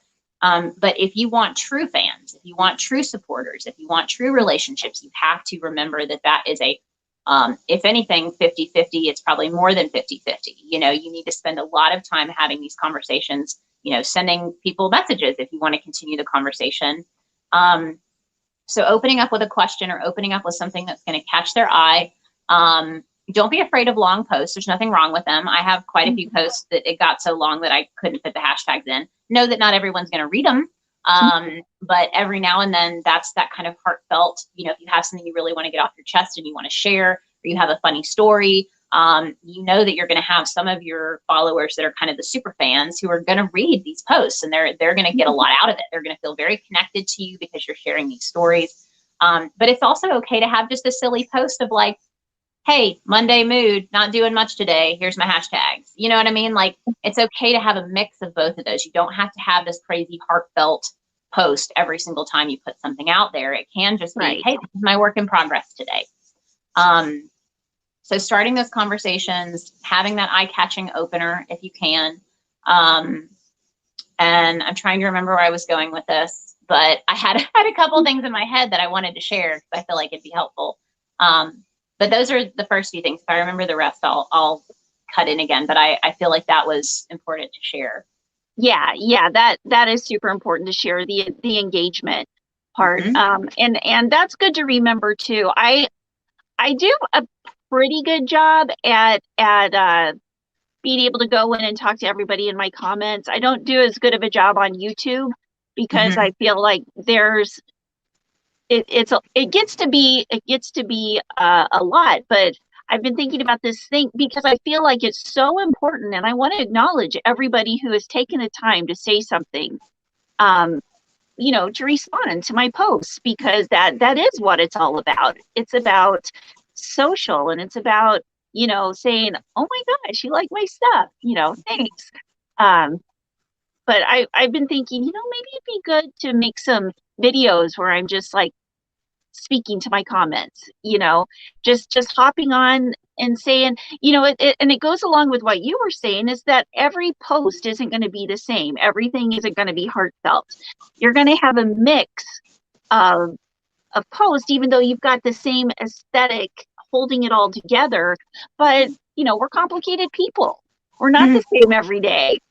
And having, you know, just like a day where it's like, you know, or and another day that's, hey, I'm feeling this way, or another day that's saying, hey, I appreciate you, like, you know, showing somebody wearing something that you've made, or something, a design that you've made of theirs, or, you know what I mean. Yeah. And if you need ideas, the bookmark feature on Instagram is amazing. You know, there have been a lot of times where I'll go to some of my favorite crocheters' feeds, you know, especially ones that I've seen a lot of growth, and I want to see, you know, what are they talking about? What are they sharing with their followers that is making more people want to follow them and be a part of their community? And if I find, I'm like, oh, I love that they asked this question, I'll bookmark it because I know I can ask that question too, you know, and I can get those conversations going. So, you know, going even to my feed, if you guys want, I feel like I ask a lot of interesting questions and, and things like that. And you can bookmark the hashtags that I use. I've seen a lot of people where I'm like, you use the exact same hashtags as me. I bet you I know where you got those, but that's a good thing. Like, I want to help make it easier for people. If you want to snatch my hashtags and use them, go ahead, you know? Yeah, for sure. Yeah. It's like going to school and saying, oh my God, that outfit's so cute. Where did you get it? I need to go get that.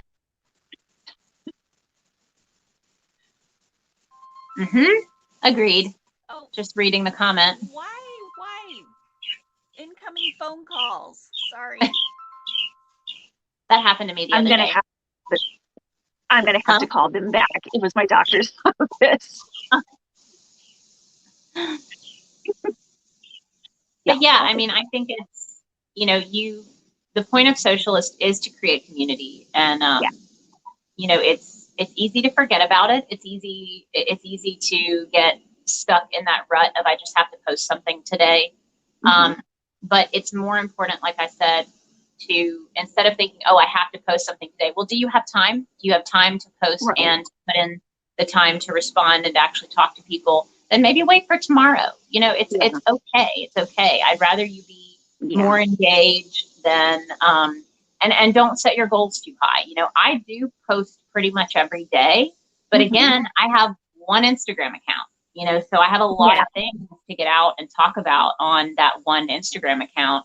And, you know, I'm not super active on Facebook. I do have a page and I have a group over there that I talk with, but not on a regular basis. Like, I don't pump out the content on Facebook like I do on Instagram. And my YouTube channel is growing, but I only go live once a week. So for me, the goal of posting once a day is not a crazy goal. But I used to only post every 2 to 3 days because that was what I knew I had time for, you know, especially when I was working full time outside of this. You need to set goals that are, you know, achievable and won't stress you out. Don't set a goal that is going to stress you out, because then you're just going to have this love-hate relationship with Instagram and socials, and you don't want that. You want to enjoy your community. You want to enjoy connecting with people. So and I mean, I have depression. I have that, and you know, anxiety and all those things, and I take medication. You know, I've talked about it, but one of the things, if I'm starting to feel myself going down that hill, I'll get on my you know, or I don't want to crochet, I don't want to do anything, I just want to sleep. I'll get on my Instagram and start reading everything, and it'll draw me out, because I've never had that community of people to talk to before. And, you know, or just to get me back on track of, oh, hey, I loved your last video, or, you know, whatever. And sometimes I actually sit there and I will not be into reading comments, but I'll sit there and make myself do it, because it's my way of saying, hey, you know, life is pretty wonderful. And look at, you know, all these wonderful friends. And then I start coming out of myself. So, I mean, I don't know if that helps anybody out there, but it sure does. It sure does help me. And you have the beautiful ability on Instagram to control your community and who you follow and who you see. Right. I am the type of person who, I'm the same way, Ginger. I struggle with a lot of anxiety and worry. For years in college, I was on medication. Luckily for me, environmental change, you know, marrying who I married and having a very different support system than I had in college.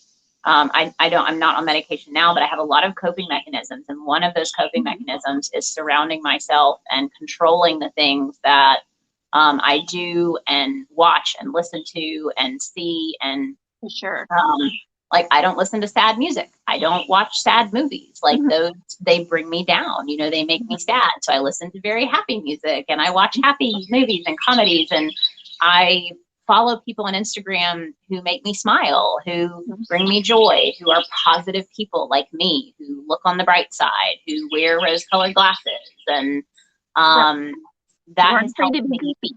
Yeah. Yep. And being open about it when you are down, you know, because it isn't all sunshine and rainbows. You know, I try to share the parts of my story that aren't perfect because I need people to know that it's not always that way. I get down, I get sad, I get worried, I get anxious, I get stressed, you know. But I'm always going to infuse that with the fact that I want to be a positive person. I choose to look for joy even when things are crappy. It's not always easy, but that's a choice that I've decided to make as a person. It's who I want to be. It's who I want to connect with, similar people. And I struggle with people who always feel down. You know, if I'm reading posts and every single post is life is awful and I'm, you know, just depressed, I'm like, man, I can't follow that. I can't, because there's only so much I can do. I can reach out and try to help and say, you know, you'll get through this, but if it's constant, I can't, for me personally, keep a connection with that person because it will bring me down. I will take on that emotion. And I had to learn that early on, that I have to learn how to cut ties easily, which not everybody can do. But I know that I have my husband and, you know, I don't really need anybody else at that point on that base level. If I absolutely had to cut ties with a lot of people, you know, I have that one person who's tried and true and, you know, keeps my spirits up through everything. But we do have that choice. We have that choice on social media to choose who we surround ourselves with and who is in our community. And that can help you. If you make that choice, it's just like Ginger said, you'll have this ability to go online and visit your social media account and get uplifted because you're following people who are uplifting and joyful and, you know, sharing these wonderful things and helping you continue to see that positivity in life, even if you're feeling down. Right. And the thing with, you know, engaging with the people, with your friends, because we do make the friends online, just helps you know, hey, there are people out there that care about me, even though we've never met, you know, in person. Yep. It's like we see each other online, and I think that's awesome. And I love that the bird is singing like crazy. I don't see it now, but I feel like it was just up on the porch. It was like, oh yeah, it was up on the actual screened in part of the porch, like hanging onto the screen. But we filled up the bird feeder, so it's like right up here above the porch. Nice. So they're flying back and forth. They were yelling at me the other day. I was filming a video because it wasn't filled up, and so they were like sitting on. We have a little fence post right outside the porch, and they were sitting on it, looking at me, chirping at me. And I was like, they're yelling at me because that bird feeder is not full. It has to be. They've never done that. Demanding little birds. Yes. You're like, you guys need to go on a diet. Like, you need way too much food. And you didn't even need it. Like, you didn't need it because now you're yelling at me. You didn't have it before. Right. We just bought that bird. We're going to have obese nuthatches. That's what's going to happen. It's like rolling off big eggs. Yeah. Yep. Their little wings will be like this. Yep. Well, it looks like it's about that time. I've got doctor's appointments to go to and houses to clean and things to crochet. But is there anything that you've got upcoming that you would like to add in before we go? I just, you know, if you guys haven't subscribed to my YouTube channel, you can if you'd like. I just got my Learn to Crochet series up and running. I sold 2 Learn to Crochet kits on my Etsy shop, so that was really exciting. Those go along with my playlist. I've got 7 videos in the playlist now that ends in an actual project. So there is another free project on my Instagram account. It's just I call it my sampler hat because it utilizes all the things that you learn in my playlist videos. So it, you know, kind of combines everything together in the end. And then I go live Tuesdays now here on Instagram at noon for like tips and tricks. My last one was all about copyright, so you can check that out if you want. If you're interested in copyright law and you know how that might affect you as a craft and a maker. And then I go live on Fridays at noon, but that's on Instagram. So Tuesdays at noon on YouTube, Fridays at noon on Instagram. And that's noon Eastern. Yes, Eastern time. Right. Someone needs to go. Okay. So everybody, if you're not subscribed to Pinksheepdesign, you want to run over there and subscribe fast. Click on the bell for the notification.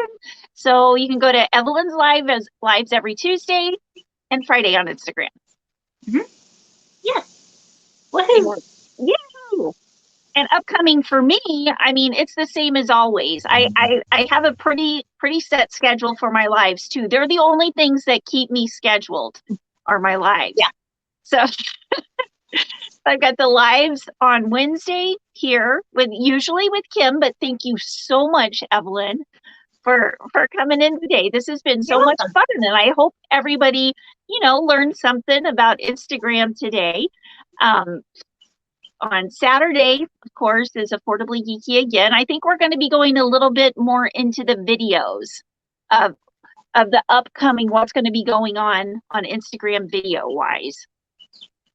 If you want to hop in and Sure. I mean, and I'm interested to learn more about the video side because I do a few reels here and there and some IGTV videos, but I know there's a lot of changes that they're trying to make. So right. And I've been watching a lot of videos about that. And of course, the Yard Hooker Saturday night, we're going to be at my place. We're going to be talking about granny squares so that everybody can show off all the granny square things they made for Granny Square Day. Awesome. Yeah. And I think that's it. Oh, and my live on Friday, which basically talks about what's going to go on the weekend. So yeah, we're pretty much back to back on Fridays. Yeah. Oh, yeah, that's right. Because I go on at noon Central Time, and you go on at noon Eastern Time. All right, we'll have a Yarn Geek raid over. We'll all head over to Instagram. Now that you guys have an Instagram account, because if you don't, I'm sure you're starting one today. That's right. Yeah. That's right. With all you're going to be looking for the good lighting. Okay. Well, once again, thank you. And there's Penelope. She came to say hi too. She's like, no, I was just trying to walk past. Yeah, her first time growing back after we shaved her. Okay, everybody in the chat and everybody who's watching this on the replay, thank you so much for coming. Thank you. Thank you. And we will see you later. Have a wonderful day. Bye.